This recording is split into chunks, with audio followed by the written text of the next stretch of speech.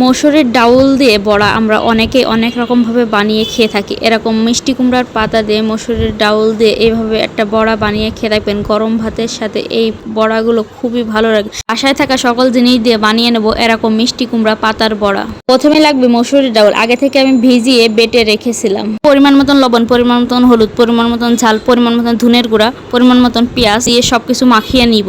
এবার লাগবে আমাদের মূল জিনিস মিষ্টি কুমড়ার পাতা। মিষ্টি কুমড়ার পাতাটা আগে থেকে ধুয়ে পরিষ্কার করে আমি রেখেছি। মিষ্টি কুমড়ার পাতায় ডাউল মাখানোর পালা। যেভাবে দেখানো হচ্ছে ডাউল মাখানো, সেভাবে মাখিয়ে ভাজ করে নেবেন। আপনাদের পছন্দ মতনও ভাজ করে নিতে পারবেন। আমি একে একে সবগুলো এইভাবে বানিয়ে নিয়েছি, আপনারাও এইভাবে বানিয়ে নেবেন একে একে। এবার তো ভাজার পালা, সব বানানো শেষে, তাই জন্য আগে থেকে প্যান একটা গরম করে রেখেছিলাম। তেল দিয়ে একে একে সবগুলো দিয়ে দিব মিষ্টি কুমড়ার বড়া।